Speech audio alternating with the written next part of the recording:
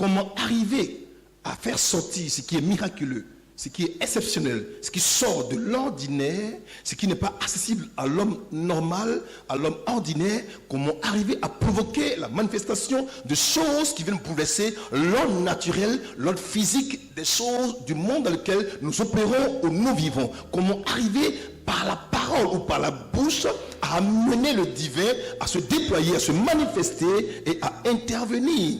Que dois-je faire? Comment arriver à ce que le miraculeux soit manifeste? Aujourd'hui, si nous voulons avoir ou requérir l'attention de notre auditoire, nous avons besoin d'avoir un langage ou la réponse ou la solution aux besoins de notre auditoire. On a besoin d'amener le chrétien normal, le chrétien naturel, à prendre conscience que Jésus-Christ n'a pas changé.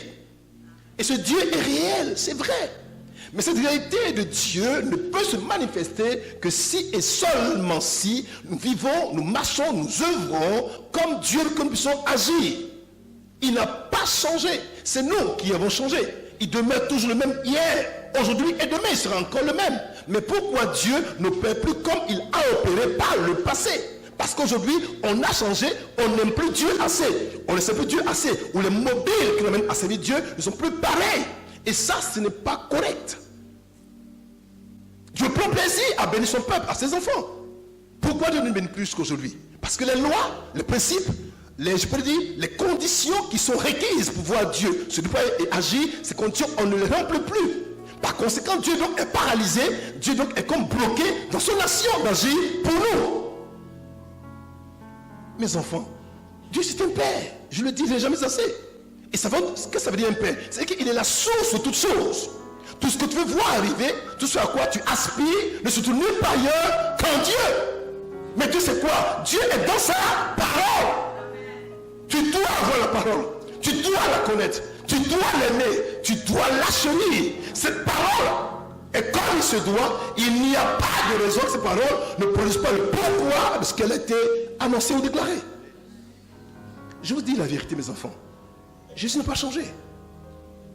Il est réel. Il est authentique, il est fort, il est puissant, il est pénétrant, il est tellement beau. Mais il veut voir, est-ce que tu veux voir le miraculeux? Il dit oui, il dit, ouvre ta bouche, mon fils, ma fille, et parle. La solution à ton besoin ne se trouve pas chez Pasteur Kangablaise, non, chez l'évêque Emma Higbe, non, chez Marie Magdala, non, chez Pasteur David, non, chez Pasteur Constant, non. Ta solution se trouve dans ta bouche.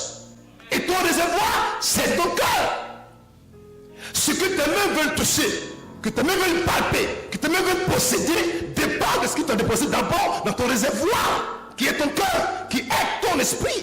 Et comment par la parole, tu peux extirper, tu peux tirer, tu fais sortir ce que Dieu, par ton esprit, par la méditation, tu as déposé en ton réservoir. Et quand alors cela sort par la parole, est-ce que tu arrives à voir, à visualiser, à cerner, à voir dans l'esprit ce que tu veux voir arriver? Quand tu le vois alors, bombarde cette image par la parole de Dieu. Et tes mains vont cueillir cela comme un fruit mûr. Mes enfants, c'est la vérité. Je parlais avec quelqu'un en semaine, aujourd'hui à mon bureau. Je disais que si je vais témoigner tous les jours. C'est vrai. Je vis une vie miraculeuse. C'est la vérité. C'est exceptionnel. Alors, je sors de... Je fais des courses avec mon épouse. Et on revenait vers le ballon. Vous savez que je suis un friand de chocolat, mais le chocolat noir de préférence. Alors, on arrive devant chez Pachi. Et je lui dis, tu sais quoi? Il dit, mais ça fait longtemps. Je n'ai pas encore mangé le chocolat de chez Pachi. Non, je suis un nègre. Donc, j'aime ce qui est excellent. Parce que mon Dieu est excellent. Par conséquent, je dois manger et vivre ce qui est excellent. Oui! C'est ce que tu dis, ce que tu te donnes. Non, j'ai horreur de la médiocrité. J'ai horreur de ça. Je suis exactement comme mon père. Et comme votre père. Enfin, votre père est mon père. Alors, je dis ça simplement. J'aimais seulement le désir de manger des chocolats chez Pachi. J'ai seulement dit, en voiture. J'arrive à mon bureau. Et 2 jours après, je suis assis là en train de méditer tranquillement. Et puis, on me dit, il y a un monsieur qui veut te voir, papa. Je dis, ah bon, mais faites-le entrer. Le monsieur entre avec un beau petit paquet, avec un courrier. C'est marqué dessus, une belle enveloppe jaune, Révérend Blaise Kanga, avec des petits mots écrits en lettres d'or à l'intérieur. J'ouvre le courrier. Papa, c'est pour te dire bonne année, tu ne m'as pas vu, ne te fâche pas parce que tu t'es embrassé, mais je t'envoie des chocolats chez Pati juste pour que tu te prépares à ma venue. De chez Pati. Non, c'est, écoute, de chez Pati. De chez Pati, dis-lui. Non, dis-lui, tape-le. Oui. C'est si simple. Écoutez, c'est simple. J'ai seulement dit, je veux. J'ai seulement dit, je veux manger ça. Mon Dieu dit à l'ange, passez la commande parce que mon fils veut manger chocolat de ce parti. Alors l'ange a été libéré. Au moment où mes parents sortent, l'ange se bouge. Elle sort, il bouge. Elle sort, il bouge. Elle sort, il bouge. Et s'il a bougé, il va chercher dans le peuple un fils ou une fille dont le cœur est propice. Et il pose le fardeau pour dire, mon fils veut manger chocolat de ce parti. C'est tout. C'est vrai. Écoutez mes enfants, c'est la vérité. Et ça s'est fait. Comme ça. Et j'ai pris mon chocolat, je l'ai caché quelque part. Et je mange. Quand tu es gentil avec moi, je souhaite te dire, prends un peu. Puis je cache le sel. Faut pas que ça finisse vite quoi. Alléluia. Donc j'insiste pour dire, le miraculeux ne peut être lâché que parce que tu vois. Si tu arrives à voir que ta bouche peut le dire, tu vas amener, tu vas provoquer dans le monde naturel la matérialisation inévitable de ce que tes yeux ont vu, que ta bouche a déclaré. Mais enfants, faites-moi confiance, ça marche. Dis à ton voisin, dis-lui, ça marche. Tape-le, tape, bouscule-le. Dis-lui, ça marche. Alléluia. Ok? Arrête de dire, oh, je souffre, oh, mon mari m'a abandonné, oh, c'est compliqué. Oh. Non! Prends ton instrument. L'âme que Dieu t'a donnée, l'âme infaillible. Il faut t'en servir, et t'en servir droitement, et t'en servir justement. Et tu seras choqué, surprise. Oui. Regardez ce que la Bible dit. 2 Rois 6, verset 15 à 17. Dis, j'aime Dieu. Dis avec conviction, j'aime Dieu. Dis avec conviction, j'aime Dieu. Dis-le fort, j'aime Dieu. Dis-le bien, j'aime Dieu. J'aime Dieu. Dis-le fort, j'aime Dieu. Voilà.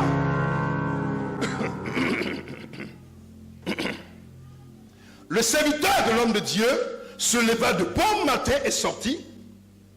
Et voici, une troupe entourait la ville avec des chevaux et des chars.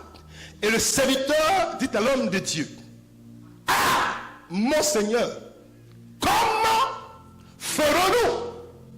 Ah, mon Père, comment paierai-je ma maison? Ah, voisin, comment vais-je scolariser mes enfants? Ah, mon ami, comment faire pour trouver une bonne femme? Ah, ma soeur, mais qui va me marier? Chaque fois que tu ouvres la bouche, que tu dis une chose, elle provoque dans le naturel une création, une matérialisation de la parole que tu as libérée. Au moment où il le dit, pour traduire sa peur, son inquiétude en face de l'adversité manifeste, réelle, concrète, sensible, qu'il voyait en se levant le matin à Dothan, il va voir un autre langage qui traduit la perception et la hauteur spirituelle, mieux la foi de ce que l'on appelle Élisée, le prophète. Regardez. Il répondit. Qui va répondre? Élisée. Il répond, ne crains point. Aïe. Mais il y a une touche qui nous entoure. Un peuple nous a assaillis. C'est une armée qui veut nous détruire. En fait, j'oppose le tableau. Le roi de Syrie et le roi d'Israël, en l'occurrence Joram, étaient en guerre. Et toutes les fois que le roi Ben-Hadad de Syrie, avec son armée, avec ses généraux, complotait, préparait les stratégies pour attaquer Joram, Dieu révélait avec précision tout ce que pensait le roi et ses généraux.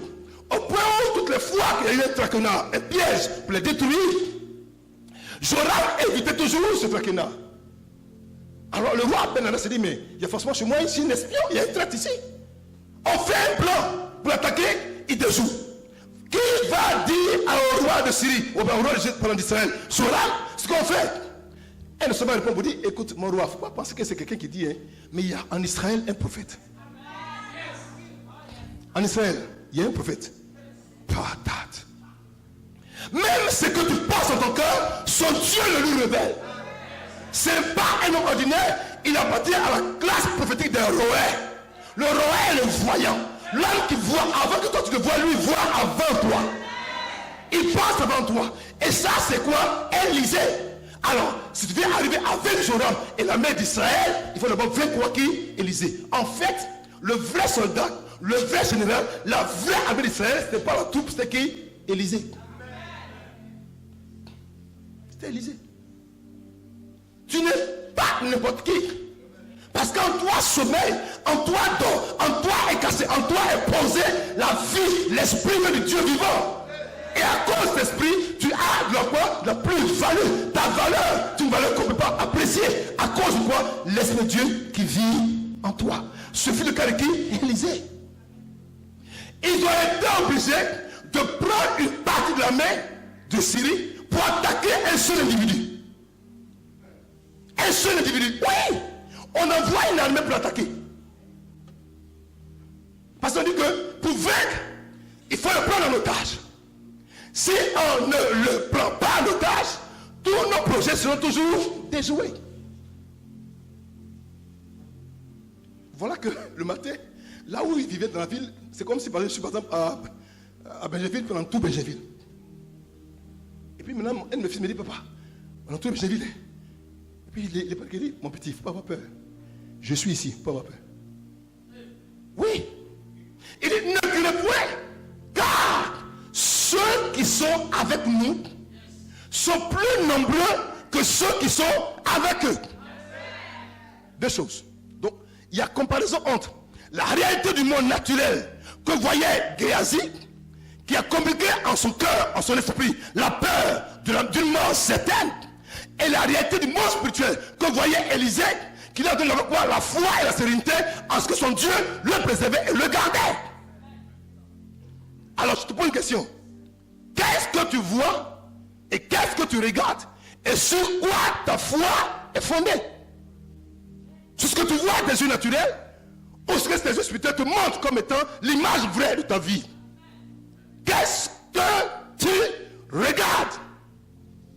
Je regarde qu'aujourd'hui, dans le monde naturel, je ne suis pas encore marié. Aucun homme m'a dit je t'aime. Par conséquent, je suis inquiète, je suis apeuré, je suis effrayé, je suis tourmenté. Je regarde dans le monde naturel, je n'ai pas encore promotionné le travail. Alors je m'inquiète. Tu n'as rien compris. Tu n'es pas un être physique, tu es un être spirituel. Ne regarde pas avec tes yeux. Tes yeux vont toujours te montrer un spectacle désolant. Oui. Le diable sait ces choses. C'est pour ça qu'il tout le monde. Parce qu'il pense que l'homme naturel marche par ses sens. L'homme spirituel marche par la foi. La foi permet de convertir l'impossible en possible. De voir ce que les yeux naturels ne peuvent pas voir. Et d'être assuré là où les yeux sont quoi? Paniqués. Il dit, ceux qui sont avec nous sont plus nombreux. L'enfant se dit, mais attends, il y a un problème. On est deux, papa, on est deux, il y a moi et puis il y a toi. Enfin, il y a toi et il y a moi. Enfin, on est deux. Comment tu dis qu'on est nombreux? Élisée pria. Et il dit, Éternel, ouvre ses yeux. Dis ouvre ses yeux. Dis à la commission, ouvre ses yeux. Dis ouvre ses yeux. Non, dis bien ouvre ses yeux. En fait, le problème de Géasi est un problème de perception spirituelle. Ce que tu vois va déterminer la qualité de ton langage. Ce que tu observes va colorer ton langage. Et ton langage va affecter ta destinée. En fait, qu'est-ce que tu vois? Et avec quoi tu regardes? Quels yeux tu regardes? Question. Si Dieu demande, si Élisée demande à Dieu d'ouvrir les yeux de Géasi, qui avait vu l'armée, de quels yeux il parlait alors? Pourtant ses yeux étaient déjà ouverts. Il parlait de quels yeux? Tu n'es pas un corps. Le corps que tu as, ce n'est pas toi. C'est ta maison. C'est ton domicile. C'est ta demeure. Ce corps, ce n'est pas toi. Par conséquent, les yeux du corps ne sont pas tes yeux. La bouche du corps n'est pas ta bouche. Les mains du corps ne sont pas tes mains. Mais tu as des yeux. Tu as une bouche. Tu as des mains qui appartiennent au domaine du monde spirituel. C'est vers eux que tu dois agir et soumettre ton monde. Je dis bien, soumettre ton monde. C'est la force de la vie des hommes spirituels.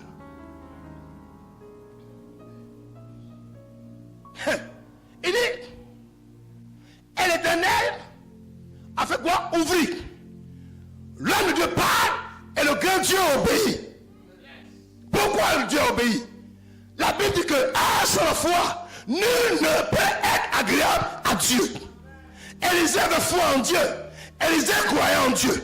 Élisée était convaincu que Dieu est un Dieu puissant. Au moment où Élisée parle, son père, le grand Dieu, agit. Pourquoi? Parce qu'il présentait à Dieu sa foi. Dieu ouvre les yeux de Géasi. Maintenant, Géasi regarde. Il a bien dit, regarde ce qu'il voit. Il dit, qu'il vit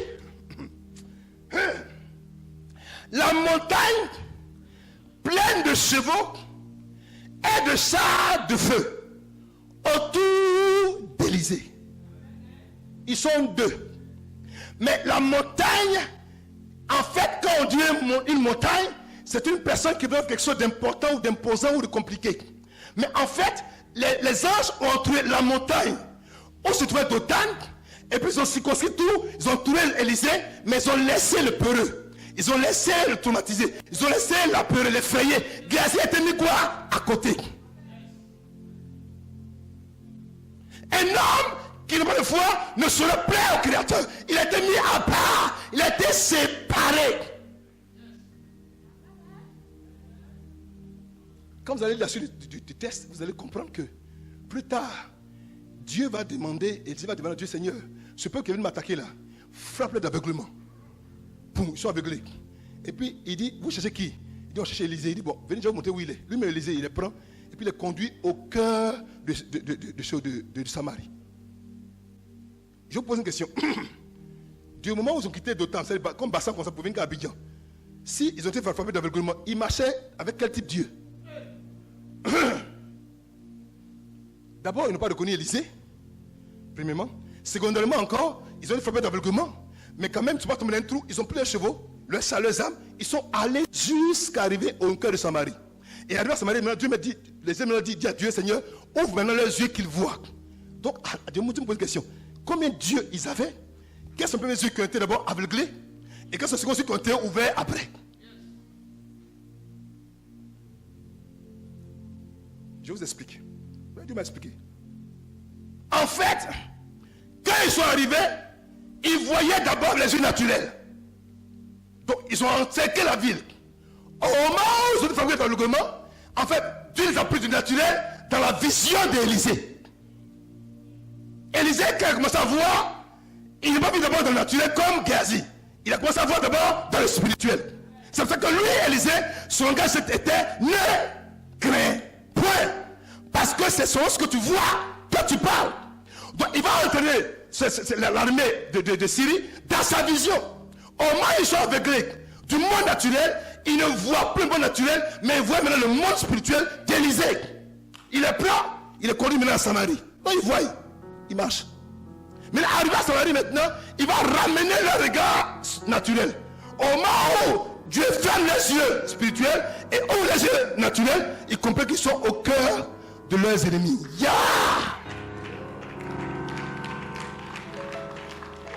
En fait, j'ai compris que la peur que tu as, la misère que tu as, la douleur que tu as, est fonction de comment est-ce que tu regardes et quel type de vision tu mets en priorité dans ta vie. Si tu regardes le spirituel, peu importe l'adversité, rien ne va t'effrayer. Parce que tu verras des choses que Dieu te montrera, que Dieu te présentera, au point où tu ne seras pas apeuré, là où tout le monde est apeuré. J'ai compris que l'enfant de Dieu ne doit pas regarder n'importe quel yeux. Lève ta main droite. Dis Père, à compter de maintenant et d'aujourd'hui, moi, Boukanga Blaise, je prends la décision de regarder, de parler d'agir et de sentir dans la dimension des hommes de l'esprit. Je suis un aigle. Je suis un aigle. Par conséquent, la hauteur, la vision céleste est ma vision, est ma vie. Au nom de Jésus, dis Amen. Vous m'avez compris? C'est clair ce que je dis? C'est compréhensif? Continuons. Regardez. Jésus 1, verset 8. Ce verset, tout le monde le connaît. Mais regardez, je vais vous expliquer notre mystère. Il dit que ce livre de la loi ne s'éloigne point de ta bouche. Médite-le jour et nuit pour agir fidèlement selon tout ce qui est écrit. Car c'est alors que tu auras du succès dans tes entreprises. C'est alors que tu réussiras. En fait, si on s'en tient à ce test, c'est pour dire que la capacité pour moi de réussir, de prospérer, de croître, de grandir, d'avoir de l'effet, de l'impact, de l'incision dans le monde dans lequel je perds, dépend pour moi d'abord d'avoir du temps à consacrer à la méditation, c'est-à-dire à la réflexion poussée sur la parole de Dieu. Je dois le faire le jour, je dois le faire quoi? La nuit. Si je m'y applique en obéissant fidèlement, il n'y a pas de raison que mon Dieu ne me bénisse pas. Mais regardez ce que dit la faisant parole de vie. Regardez. Il dit, répète sans cesse les enseignements du livre de la loi. Aïe, redis-les dans ton cœur jour et nuit. Ainsi, tu t'efforceras d'obéir. Regardez. Ainsi, tu t'efforceras. Tu feras un effort. Tu te transcenderas. Tu te surmonteras pour obéir à ce que tu as répété et à ce que tu as redit dans ton cœur jour et nuit. De cette façon, tu mèneras tes projets avec succès et ils réussiront. J'ai compris pourquoi, en réalité, quand vous allez à Jérusalem, et ma vie Sidonie Kotoklopa me dit le contraire, vous allez voir au mur de lamentation des hommes et des femmes de tout le peuple de l'humanité qui sont là avec un recueil de psaumes ou de télim, et ils sont là comme ça. Il dit, mais il faut quoi? Ils ont percé le mystère. Ils savent que le miraculeux est lié à ce que la bouche dit prononce. Donc, au moment où ils percent un mystère, ils lisent un écrit, ils sortent des écrits qui découvrent une vérité, alors ils vont répéter cette vérité sans cesse. Sans cesse. Sans cesse. Sans cesse. Sans cesse. Sans cesse. Au point où, quand ils sont couchés, le cœur de l'homme qui est son esprit va commencer alors quoi? À le redire jour et nuit, nuit de jour. Jour et nuit, nuit de jour. Il va commencer à le redire dans son cœur. Au point où son atmosphère sera quoi? Chargé, saturé, rempli de la parole qu'il a quoi? Répété sans cesse et qu'il a redit jour et nuit. Vous savez que dans le principe de la physique, lorsque un corps atteint cette densité dans la hauteur, c'est obligé d'absorber pendant de redescendre sur la terre en forme de pluie. Je reprends. Papa Mani là, c'est un chimiste. La quantité de pluie versée sur la terre est fonction de la quantité de pluie d'eau évaporée dans les airs. Et dans les airs, à une certaine distance, plus ce qui a été évaporé, ce qui est parti par l'évaporation, atteint une certaine densité, à cause de la masse de cette densité dans les airs, cela est obligé de descendre sous forme de précipitation de pluie sur la terre. Mais ce qui est monté, c'est ce qui va descendre. Pour faire monter, tu dois faire monter la parole en toi. Tu dois faire monter la parole dans ton atmosphère. Là où tu vis, dans ton travail, dans tes projets. Fais-la monter, bombarde-la, sature-la, sature-la. Tu dis, je ne mourrai pas, je vivrai. Je ne mourrai pas, je vivrai. Je prospérerai, je croîtrai, je grandirai.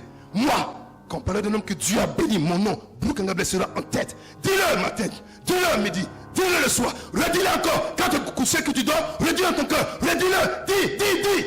À force de le dire, tu vas commencer donc à affecter cette atmosphère au point où quand la densité est requise par Dieu sur la tête, alors inévitablement elle va provoquer une pluie qui va tomber sur ta vie.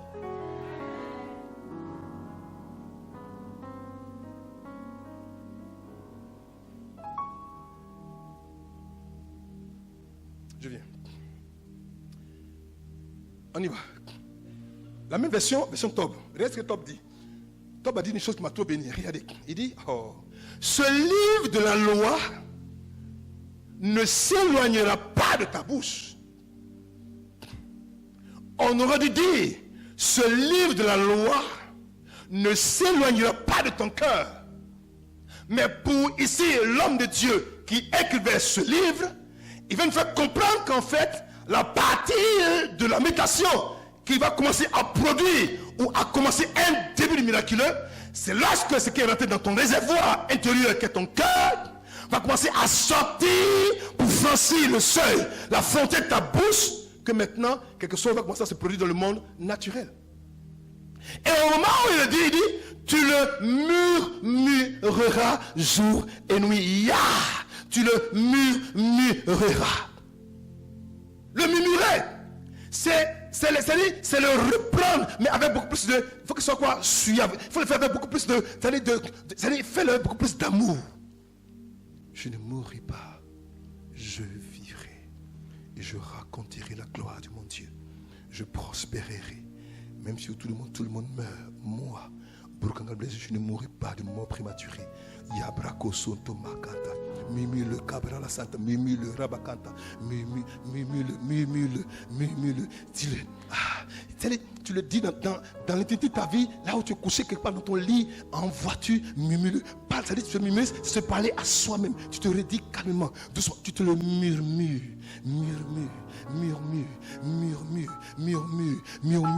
Et au moment où tu le fais déjà, en fait, tu donnes un cahier de charges aux anges qui n'attendent que cette parole soit libérée, soit relâchée, soit envoyée, afin qu'eux puissent avoir ce qu'on appelle leur ordre de mission pour agir. Mes enfants, faites-nous confiance. Ça marche. Ça marche. Non, c'est la vérité. J'avais besoin d'un véhicule pour aller en mission. J'appelle mes fils et dis, bon, écoute, j'ai compris que là où c'est arrivé là, il faut que moi-même je me mette dans cette affaire. Cherche-moi un véhicule comme ça pour aller en mission. Mais j'ai payé un peu. Il dit, ah bon, il dit oui. Et puis moi, je pars en vacances. Mais en vacances, même quand on est en vacances, on passe à l'assemblée, à l'église. On a besoin de l'église. Donc, les fois où je dois parler à Dieu, je dis, Seigneur, j'ai besoin de partir cette année-là avec des moyens qu'il faut. Alors, je murmure ma chose tout doucement. Quand je pars faire le shopping, je murmure. Quand je pars visiter les gens, je murmure. Quand je suis en avion, je murmure. Je murmure qu'il me faut ce véhicule. Il me le faut. Alors, je reviens de vacances. Et on me fait une surprise. On me reçoit avec beaucoup de grâce et beaucoup d'honneur parce que j'estime que vous avez envie de me voir. Vous êtes tous semblants ici. C'était fabuleux, c'était vraiment fabuleux. On acclame Dieu pour ça, c'était fabuleux. Oui. Et au moment où je reviens, avant de monter dans l'aide dorée,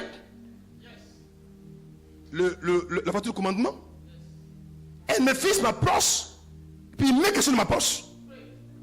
Je fais comme ça, mon petit, c'est quoi? Il dit, papa, laisse tomber. Je regarde, j'enlève comme c'est clé de voiture. Non, Samy et moi. Non, écoutez, je vous assure devant Dieu, Samy et moi. Donc, je regarde, je dis, mais bon, je pensais que c'était peut-être la clé de mon avion. On ne sait jamais. On ne sait jamais. Donc, au moment où je prends, il dit, bon, papa, après, on va se voir. Donc, je fais mon culte, mais je voulais que ça finisse le culte, que ça finisse vite, je vais voir que c'est ça. Il me prend par la main, puis il me dit, tu as vu ça? Il dit, oui, papa, c'est pour toi. J'ai dit comme ça, attendez. J'ai dit, c'est pour moi comment? Il dit, tu voulais une voiture pour aller faire mission? Il dit, oui, c'est la voiture de la mission.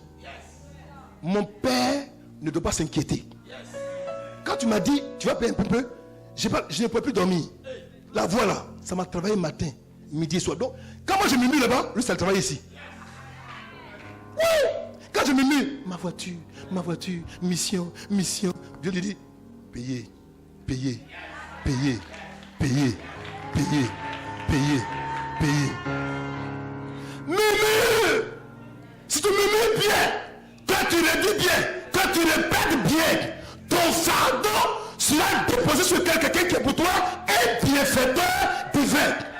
Dieu attend que tu ouvres la bouche et que tu répètes sans cesse, que tu murmures sans cesse, que tu redis sans cesse, et ton problème sera quoi? Résorbé. Oui. Et aujourd'hui, la voiture est là, c'est fini. Bientôt, vous allez voir le macaron des aides dessus comme ça. Ah, bien, c'est un peu. Nous aussi, on va arriver. Toujours plus haut, toujours plus loin. On va y arriver. Un fils. Bon, imaginez-vous quoi que si c'était 2-3 fils. Regardez. Donc, mes enfants, je vous en prie. C'est-à-dire, comprenez que la solution des besoins de Dieu, ce n'est pas dehors, c'est à l'intérieur. Pourtant, il est là depuis longtemps. Hein? Il est là depuis longtemps. Mais il dit, papa, dors. Un mois, c'est réglé. Je prophétise ce matin sur la vie de quelqu'un. Ce mois de février ne finira pas. Alors que maintenant tu ouvres ta bouche, ce que tu vas murmurer maintenant, à la fin de ce mois de février, le mois du témoignage miraculeux, le mois d'activation des anges, je prie, au nom de mon Père, qui m'a pris petit et jeune, qui a eu confiance en moi, qui m'a aimé, je prie que si Dieu a posé sa vie, sa main sur moi, le besoin que tu es en train de murmurer maintenant devient réalité à la fin de ce mois, au nom de Jésus. Pour vous qui me regardez, pour vous qui m'entendez, il est aussi question de vous. Même si vous êtes malade, qu'on a dit que ce mois, vous perdez votre vie, je déclare sous l'onction de Dieu que vous ne mourrez pas, vous vivrez et vous raconterez la gloire de Dieu. Allez-y et prospérez. Allez-y et soyez élevés. Allez-y et soyez bénis.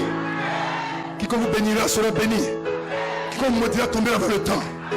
Je vois des miracles étranges, des guérisons étranges, des percées étranges, des positionnements étranges, des visitations étranges, de l'argent étrange venir sur vous. Jésus n'a pas changé. Tu prospéreras là où les autres ont échoué. Tu resteras là où les autres ont échoué. Alors on dira de quoi il est question. On parlera de toi, de toi, de toi, de toi et de toi. Ce mois ne finira pas. Ta main touchera ce que ta bouche aura dit. Ta main possède ce que ta bouche aura proclamé. Ta main va posséder. Ta main possède. Dis je possède. Dis je possède. Dis je possède. Dis je possède. Prends. Prends. Prends. Prends. Dis je prends. Prends. Prends. Prends. Prends. Prends. Prends. Prends. Prends. Prends. Viens s'asseoir.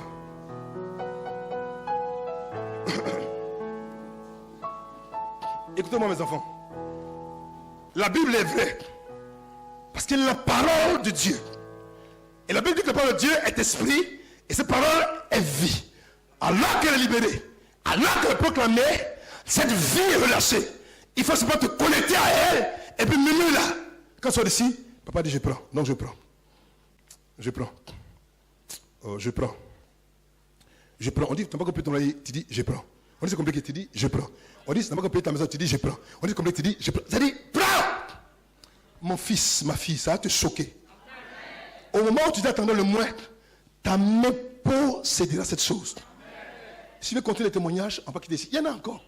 Oui, il y en a. Il y en a. C'est la vérité. Je n'ai simplement pas besoin de dire, Seigneur, je veux. Quand j'ouvre, automatiquement quelque chose se produit. Je devais aller en voyage. Je vais me reposer. Vous savez, quand vous faites 6 heures de temps en avion, demandez à mon fils Franck, il sait de quoi je parle. C'est pas évident. Demandez à Jean-Philippe Bonsu vient de rentrer. Assis comme ça, pendant 6 heures, mon Dieu, quelle histoire. C'est que tu es comme ça, comme Ménakmani. Tu peux tourner comme ça, tes camarades dorment bien, toi tu es comme ça. Tu dors debout, tu dors assis. On dirait un zombie. Alors, j'appelle ma voyageuse, c'est qui sait me voyager, je dis, écoute, je vais voyager en business. J'appelle une de mes filles qui est ici, qui n'est pas là ce matin. Je dis, écoute, je vois un business. Il faut voir avec ton agence.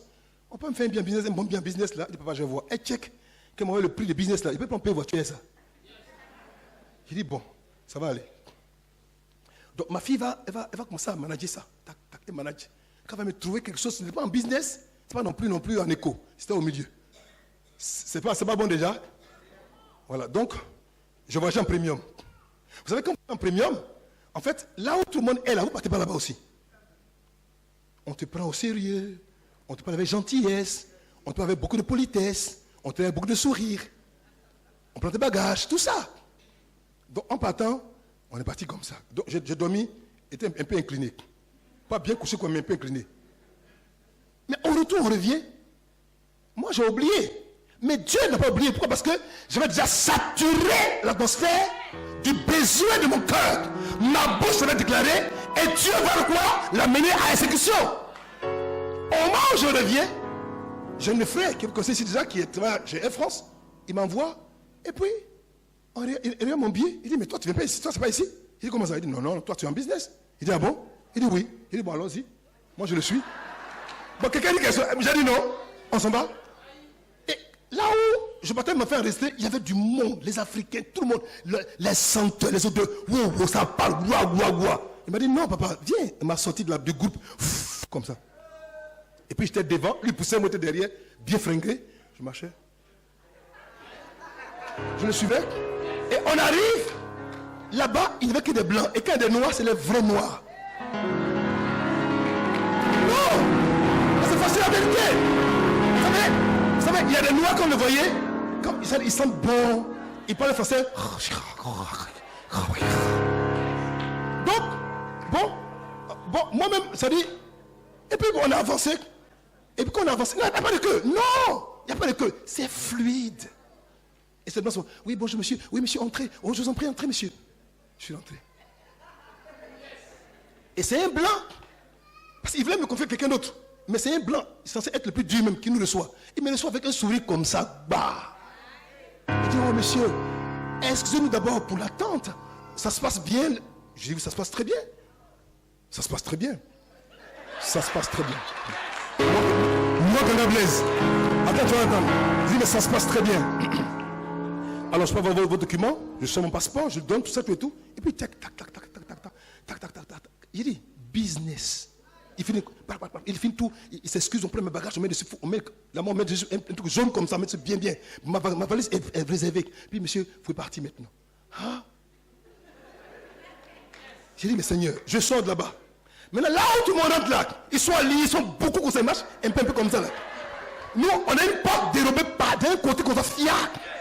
C'est-à-dire, j'essaie d'entrer en même temps pour. Je me suis ici devant les gens. On m'a fait rentrer comme fia.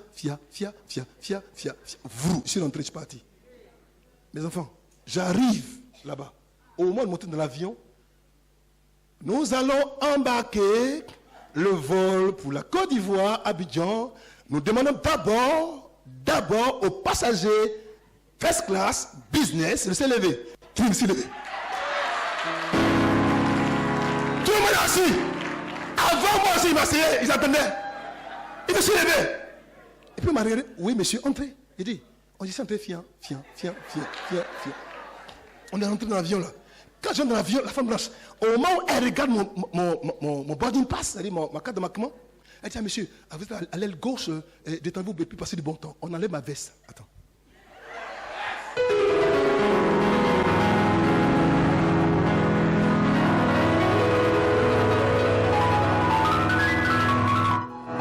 Blanc, va prendre ma veste. Blanc, j'ai dit blanc.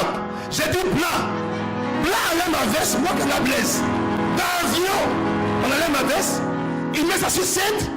Il ouvre un petit ketchup, il met ça là-bas franc, il reste là-bas bien. Il dit, bon, il y a mon ami dedans. Il dit, non, il n'y a pas de problème. Il met ça là-bas bien. Alors, maintenant, comme je ne suis pas habitué, dans la vie, il ne faut pas avoir honte. Il faut demander. Demander est mieux que de faire en nid. Donc, je regarde, les gens sont assis là. On n'a pas beaucoup, c'est bien façon. Et puis on a pris le bouton pour moi. Quand il partait, j'étais penché comme ça. Mais en revenant, j'étais couché, mais quoi. Je me suis couché. monsieur, une coupe de champagne? Je dis, non, champagne. Pas aujourd'hui. Demain, mais pas aujourd'hui. Donc, il faut boire, ça va finir. Aïe! Je rassure les enfants. Donc, j'ai assez dit Canada Blaise. Les gens sont là, ils vivent comme ça. Peut-être que tu es là-bas, tu es assis en écho. Non, c'est pas possible. Je vous assure. On nous a traités comme les enfants du début du vol jusqu'à la fin. J'ai oublié même où on a envoyé chiffon chauffé comme ça. On dit que mon verre soit bien frais. Puis il fait comme.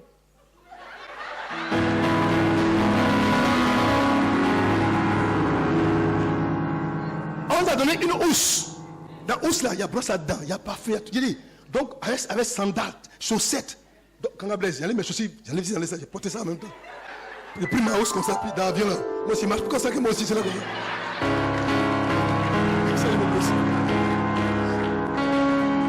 Dieu n'a pas changé. Il y a un temps pour être en écho. Il y a un temps pour commencer. Mais le temps pour aller est loin, est arrivé. C'est arrivé, mon fils. Ta bouche doit le dire. Tes yeux doivent le voir. Tes mains le penser. Tes mains. Oui. Tu n'es pas né pour être derrière. Tu n'es pas né pour être en bas. Tu n'es pas né pour être derrière. La gloire, l'élévation, la baisse, c'est aussi pour toi. Oui. Je vous assure, mes enfants. Et je me suis dit, mais Seigneur, mais pourquoi? Il dit, tu es mon serviteur. Je vais te faire du bien. Je vous assure, ça m'a marqué l'attention de Dieu pour ma vie. Vous savez, on ne sait pas combien de fois Dieu nous aime. Les enfants, ce n'est pas encore fini. Non, ce que tu vis maintenant, ce n'est pas la fin, c'est pas la fin. C'est juste le début. Tu vois, tu n'es pas encore arrivé. Ils pensent qu'ils t'ont bloqué, ils ne t'ont pas encore bloqué. C'est maintenant que tu vas commencer à monter. Monter, monter. J'ai dit monter. Ils seront choqués. Oui. Regardez mon test, regardez. Qu'est-ce qu'il dit? Prophète 18, verset 20, version sagesse vivante. Oh. Il dit, chacun, j'aime le mot, il dit goûtera. Chacun goûtera à satiété, les bons ou mauvais fruits de ces paroles. En fait, la capacité à goûter à satiété dépend de la nature, de la qualité, de l'impact de la parole que tu annonceras, que tu prononceras. Dieu t'a rendu responsable. Ce que tu vois arriver, mon fils, n'aie pas peur. Ne regarde pas avec tes yeux naturels. N'écoute pas avec tes yeux naturels. Ne vois pas avec tes yeux naturels. Ne parle pas avec ta bouche naturelle. Mais vois avec tes yeux spirituels. Écoute tes yeux spirituels. Et parle avec ta bouche spirituelle. Et ta vie va changer. Oui. Chacun goûtera à satiété les bons ou mauvais fruits de ses paroles. Et portera quoi? Les conséquences de ce que ses élèves auront quoi? Prononcé. Donc, Dieu n'est pas le responsable de ta souffrance, c'est ta parole qui est. Dieu n'est pas l'auteur de ta misère, tes paroles l'ont provoqué. Dieu n'est pas l'auteur du manque que tu subis maintenant, tes paroles l'ont vu naître, l'ont provoqué pour qu'elle naisse. Tu as le devoir de refuser ces choses. Pourquoi veux-tu accepter la douleur et rejeter l'enfant? Non. S'il y a une douleur, il faut que cette douleur provoque un enfant. Et l'enfant ne mourra pas, l'enfant vivra. Pourquoi que tu prends la douleur et perds aussi l'enfant? Non. Si Dieu doit t'amener à endurer une douleur, il faut qu'elle puisse être sanctionnée par un enfant qui vient à la fin. Quand la femme a des douleurs, c'est pour porter après un enfant. Et après l'enfantement, elle oublie ses douleurs.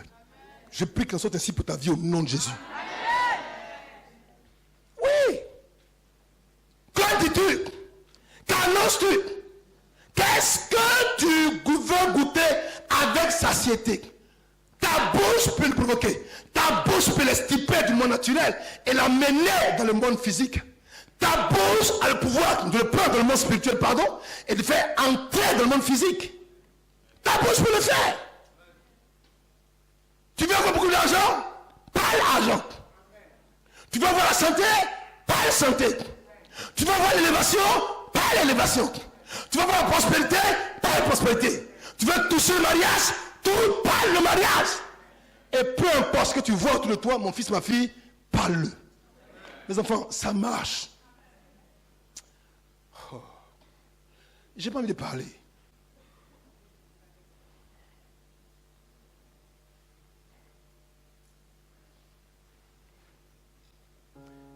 Je vais acheter une collection de livres pour les pasteurs, pour qu'ils aient une collection de livres pour une bibliothèque pastorale.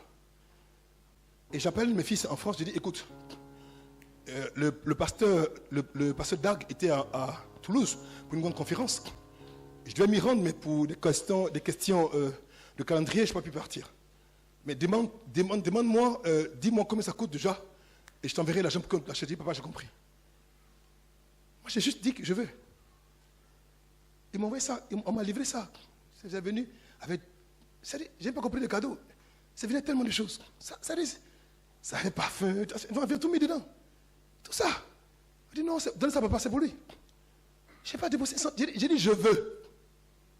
C'est la vérité. J'ai dit je veux. Mes enfants, je parle de ma vie. Je ne peux pas vous mentir. Vous êtes mes enfants, je vous aime. Mais je fais attention à ce que je mets dans mon cœur. Je vous dis, mon cœur, mon réservoir. Je ne mets pas n'importe quoi dedans. Je m'assure de mettre ce qui est bon dedans. Oui! C'est vrai que quand j'ouvre la bouche, il y a une force qui accompagne cette parole-là, produit ce pourquoi elle est sortie. Et c'est venu. Puis il me demande, papa, tu ne veux pas parfum? Il dit, ah bon? Ma fille Annick dit que j'aime mes parfums qui sentent bon. Il dit, oui, donne-moi beaucoup de parfums. Il y a des parfums que j'aime beaucoup là. Donc ça coûte un peu cher, mettez ça dessus. Ils mettent ça dessus, ils envoient. Oui, mes enfants, je vous en prie. Parlez. Ouvre ta bouche et parle. Si tu parles, tu mangeras. Regardez Philippiens 1, verset 27 à 28. Hey, Philippiens. Quoi qu'il en soit, que j'aille vous voir ou que je reste loin de vous, menez une vie conforme à l'évangile de Christ. Philippiens 1, verset à 28. Version parole vivante. Quoi qu'il en soit, que j'aille vous voir ou que je reste loin de vous, menez une vie conforme, vous menez, pratiquez, agissez. Une vie conforme quoi? À l'évangile du Christ. Montrez-vous digne de lui dans toute votre conduite. Car est-ce qu'aujourd'hui ta conduite est digne du Seigneur? Est-ce que ton langage est digne du Seigneur? Est-ce que tes pensées sont dignes du Seigneur? Est-ce que ta loyauté est digne du Seigneur? Est-ce que ta sémence est digne du Seigneur? Est-ce que ton offrande est digne du Seigneur? Est-ce que ta vie à domicile a été digne du Seigneur? En fait, est-ce que tu vis comme Dieu veut que tu vives?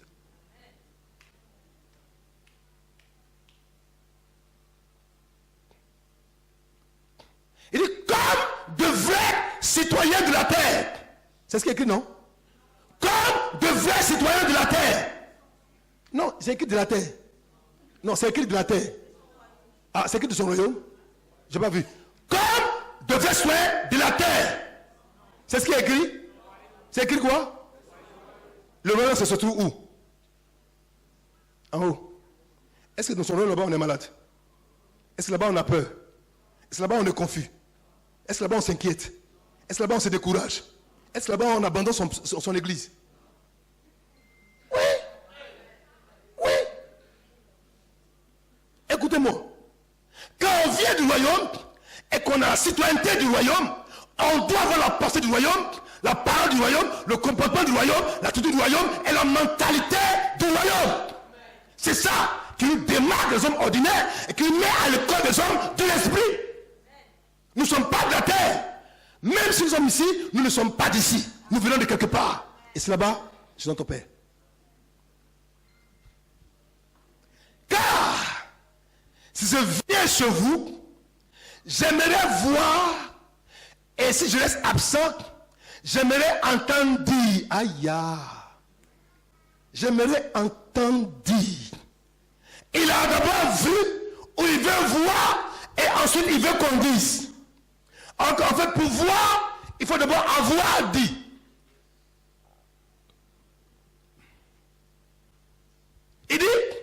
J'aimerais entendre dire que vous, enfants de Emma, vous tenez bon.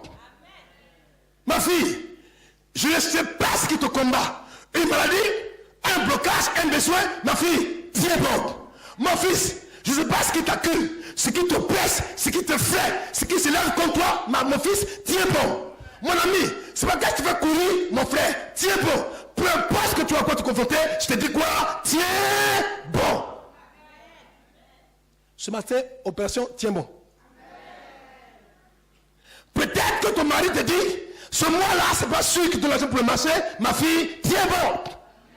On t'a regardé, on t'a jugé. On t'a même critiqué. On t'a même repoussé. On t'a même abandonné. On t'a tourné le dos. Mais je te dis quoi? Tiens bon.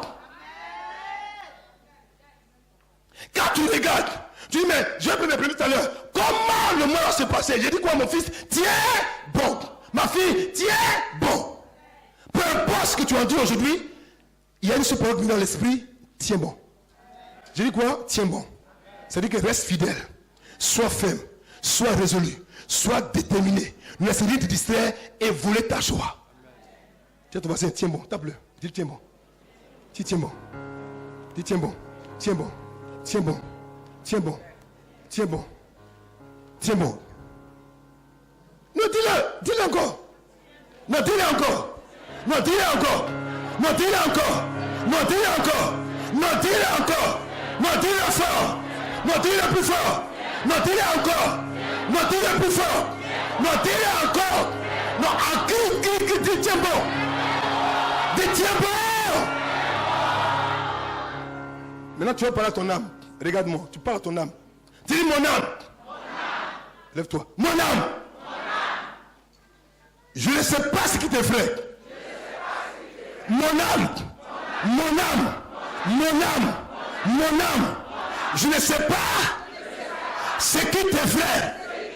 Mais mon âme, je te parle comme un homme qui est citoyen du royaume. Mon âme. Mon âme. Mon âme. Mon âme. Tiens bon. Tiens bon. Tiens bon. Tiens bon. Même c'est dur. Tiens bon. C'est compliqué. Tiens bon. Ça va. Tiens bon. Ça va pas. Tiens bon. Je mange. Tiens bon. Je mange pas. Tiens bon. Je crois. Tiens bon. Je ne crois pas. Tiens bon. Peu importe. Mon âme. Mon âme. Mon âme. Mon âme. Tiens bon.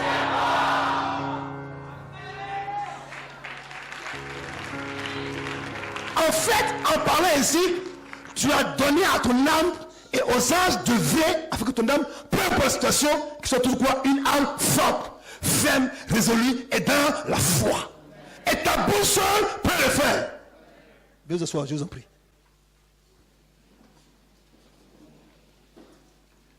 Tiens bon. Prisca, tiens bon. Anne-Marie, tiens bon. Jean-Philippe, tiens bon. Annick, tiens bon. Mbe, tiens bon. Madame Gay, tiens bon. Peu importe ce qui va arriver, tiens bon. Dieu te donne un ordre. Et s'il le dit, le pouvoir et la force pour avoir ce capacité de tenir bon des gens est dans la parole qui est libérée, que tu reçois de la foi. Pourquoi tu as peur? Christ même a souffert. Et la Bible qu'il a appris l'obéissance par les choses qu'il a souffertes. Il a tenu bon jusqu'à la fin. Et comme il a tenu jusqu'à la fin, la Bible dit qu'il a hérité. L'héritage des hommes qui tiennent bon, enfin la bénédiction des hommes qui tiennent bon, c'est l'héritage à la fin qu'ils ont fini de tenir bon. Et quand ton gré, tu auras cet héritage au nom de Jésus. Nous continuons. Il dit, combattant. Il dit, combattant, d'abord dans le Dieu spirituel, combattant d'un seul cœur.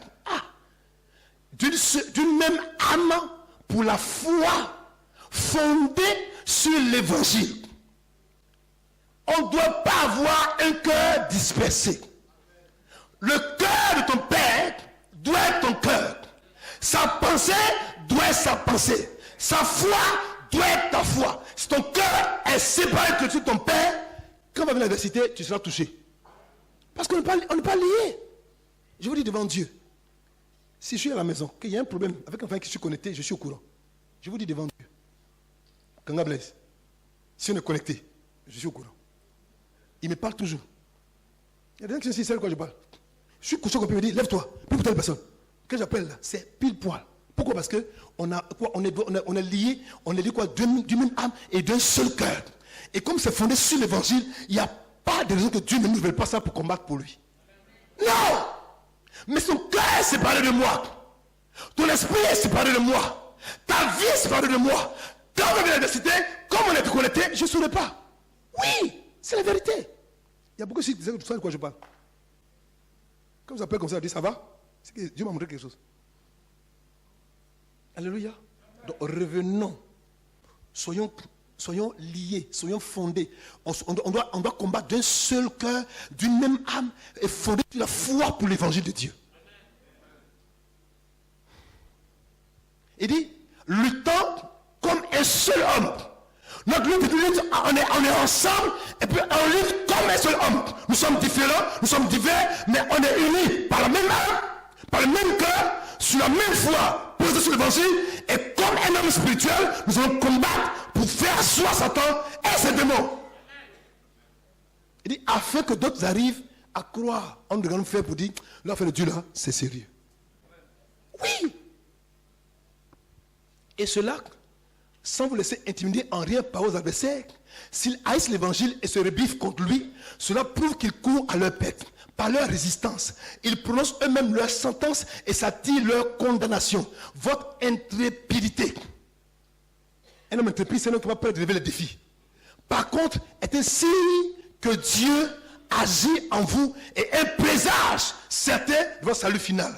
Tout cela vient de Dieu. Il vous conduira quoi? Jusqu'au but. Lève ta main droite. Il faut dire je vais au but. Non, dis je vais au but. Non, dis je vais au but. Non, dis bien je vais au but. J'arriverai. J'arriverai. J'arriverai. J'arriverai. Hey! Après la combattu, j'arriverai. J'arriverai. J'arriverai. J'arriverai. Hey! J'arriverai. Au nom de Jésus. Dis amen bien. On y va.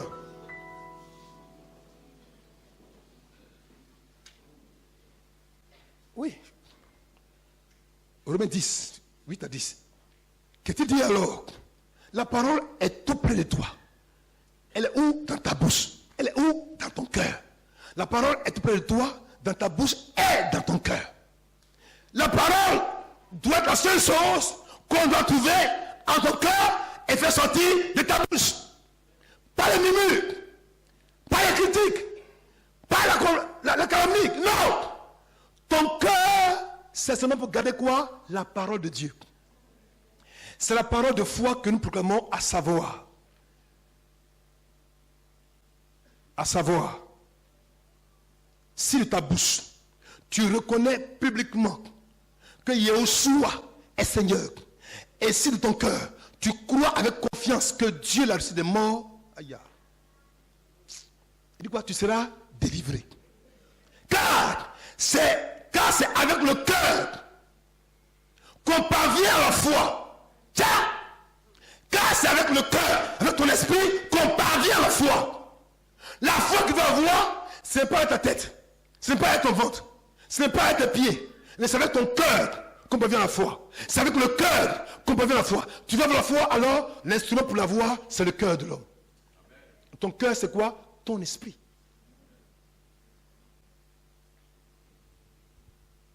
Et on obtient la justice.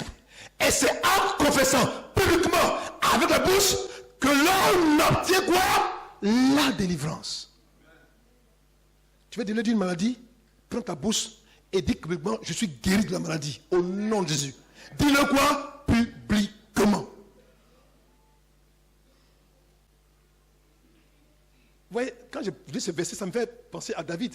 Quand David va affronter Goliath. Et que David a dit à Goliath, toi, aujourd'hui, coupe ta tête. Sans couteau, sans épée. Dieu a dit à Gabriel et puis à Raphaël, Et puis Michael dit, le petit veut nous embarrasser. Et puis regardez le petit qui est passé, on l'oblige d'intervenir. Il n'a rien, et puis il va couper sa tête. Il dit, toi, Goliath là, aujourd'hui je coupe ta tête à l'épée. Je coupe ta tête aujourd'hui, je coupe ta tête aujourd'hui. Aïe. Et puis Goliath a dit, mais attends, le monsieur là même, c'est normal. Il a dit quoi? Publiquement. Dieu a dit d'entrer dans le combat. Ta conscience publique va forcer Dieu à descendre dans ton combat.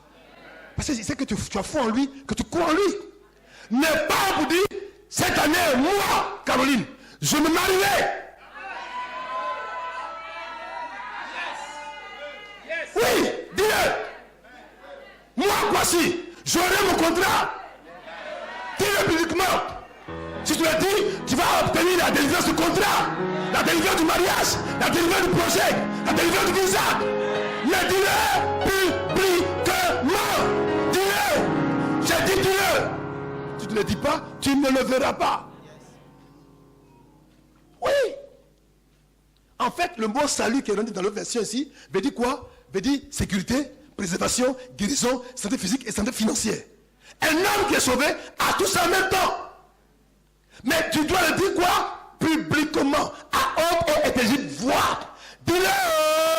Dis-le! Dis-le! On a peur de parler. Et si je parle, ça ne marche pas. C'est en ton nom que ça a été dit. C'est en ton nom. C'est en nom de Canal Blaise. C'est en nom de Kwasi Kwasio. C'est en nom de Raphaël. C'est en ton nom. C'est au nom de Jésus.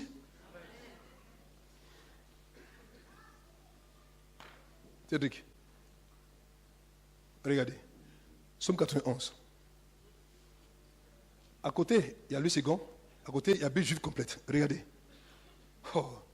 Celui qui demeure sur le très haut repose à l'homme tout-puissant. Ah, c'est l'introduction.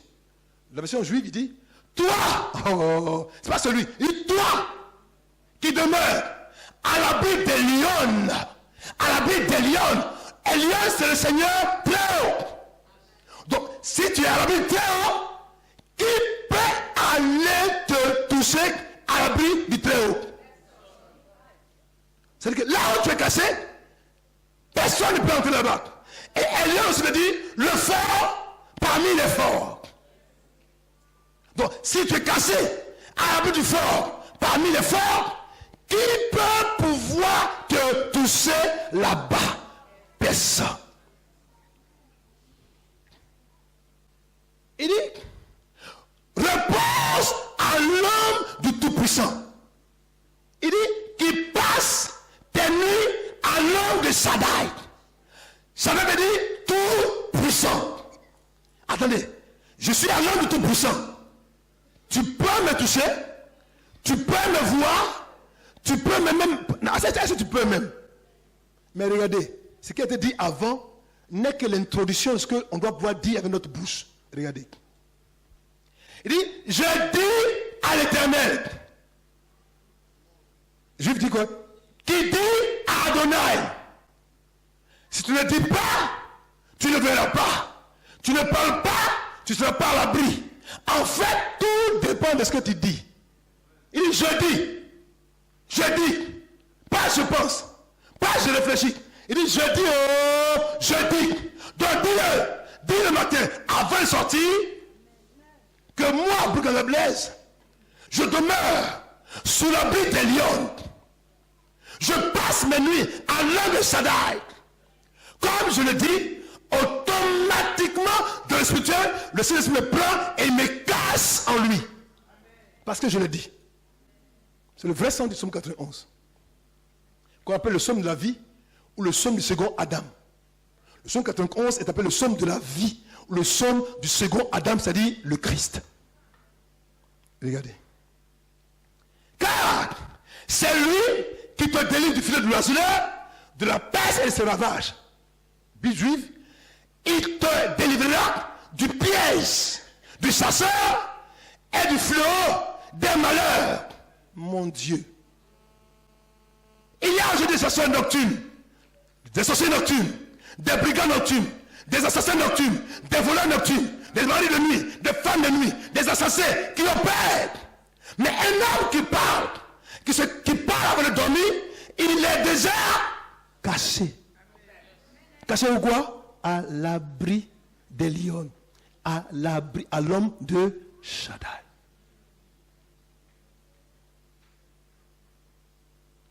Regardez.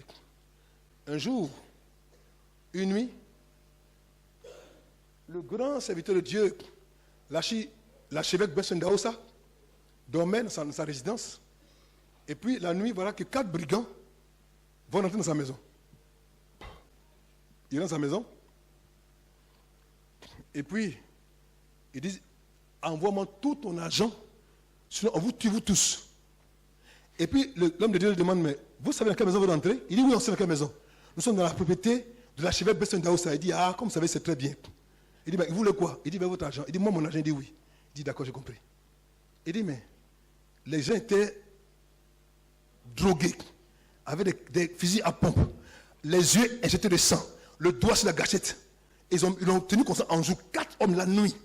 Il a dit à sa femme, ses enfants, restez en haut. Moi, je m'occupe de ces gens. Ils le tiennent comme ça en joue. Il dit, envoyez l'argent. Il dit, moi, mon argent. Tu ne peux pas prendre mon argent. Et puis, au moment où il regardait, il savait que, il ne savait pas ce qui se passe, mais il n'avait pas peur. Et puis, il était confiant. Et puis, il dit, fais un pas vers eux. Donc, il savait que quand un homme est drogué, et dans la nuit, quand ils ont peur, et sachant qu'il est déjà, s'il fait un pas, il peut tirer à bout pour l'allumer. Et c'est quoi, à moins d'un mètre. Il dit, il ne sait pas ce qui s'est passé, mec. Il y a comme une force intérieure qui l'a poussé à faire un pas vers eux. Sans âme, sans pistolet, sans rien. Quand ils ont fait un pas, ils ont fait aussi un pas en arrière. Bon, toi, tu as fusil, vous êtes 4.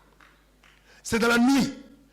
Un malheur qui va attaquer dans la nuit, comme un chasseur qui va prendre son piège. Moi, je n'ai rien. Il dit, il a fait un pas, les 4 ont fait un pas en arrière. Il a fait 2 pas, ils ont fait 2 pas en arrière. Quand vous êtes en face d'un ennemi, que vous prenez l'offensive, que lui prend la défensive, c'est qu'il a perdu dans le combat. 4 brigands la nuit, avec des armes à feu, un homme de Dieu, sans âme, sans pistolet, sans kalachnikov, sans pomme, sans char, sans rien. Mais il avait en lui, en son cœur, la foi en son Dieu. Cette foi, il a déclaré. Il dit, vous ne prendrez pas mon argent. Il dit, ah bon? Il dit, oui. Et puis il a foncé, comme David. Ils ont reculé, avec le fusil. 2 pas, ils ont reculé, avec le fusil. Il dit, bon, attendez-moi ici. Je m'apprends mon pistolet, j'arrive. Et il rentre dans sa chambre là-bas, il va prendre sa Bible. Il prend sa Bible, quand il a monté la Bible comme ça là.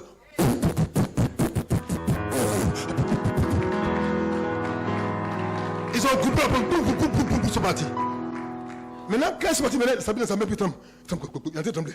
Il dit, ah, c'est chaud. C'est chaud. Mais au moins, il a fait quoi? Il a parlé. Ça va être toi. Pardon, il ne faut pas me tuer. Mes enfants sont là. Et ma petite fille, ma fille encore 3 mois. Hey! Hey! Non! Écoutez, je suis convaincu que quand il a monté la Bible, là, ils ont dû voir un canon énorme comme ça. Pour dire ça, si tu es sur nous, on est mort. 4 brigands. Un homme de Dieu avec une Bible. Ils ont fui, ils sont partis. Ma fille, ta bouche va sauver ta destinée. Il te couvrira de ses armes, de ses plumes, pardon, et tu trouveras un refuge chez elle. Sa fidélité est un bouclier et quoi? Une cuirasse. Levons-nous.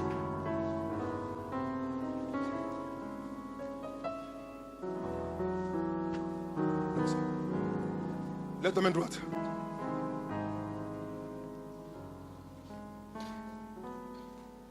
Moi, Brukanga Blaise, mon Dieu me délivre du piège du chasseur et du fléau des malheurs. Il me couvre de ses ailes et sous ses plumes, je trouve un refuge. Sa vérité est un bouclier et ma protection.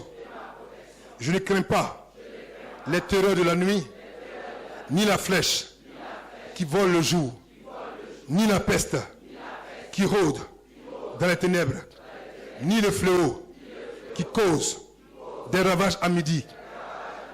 6 000 tombent à mon côté et 10 000 à ma droite.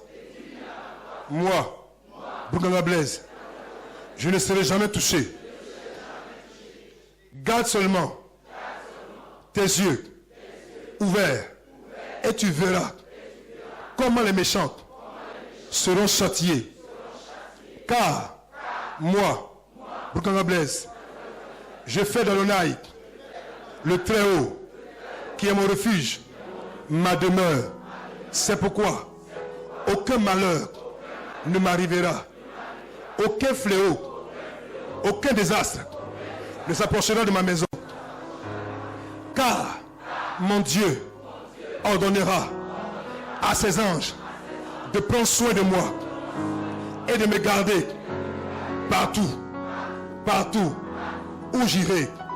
Ils me porteront dans leurs mains afin que mon pied ne trébuche pas sur une pierre.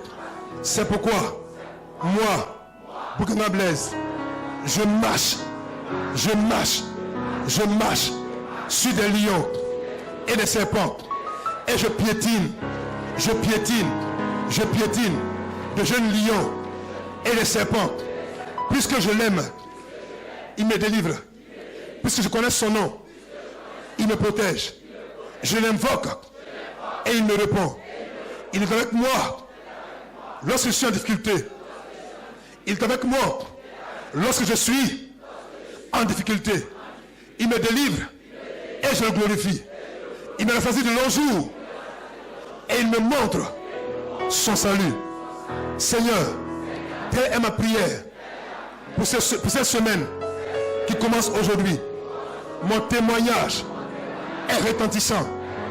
Ma vie est parsemée de grâce, de gloire, de force, de puissance, de percée, de faveur et de visitation angélique.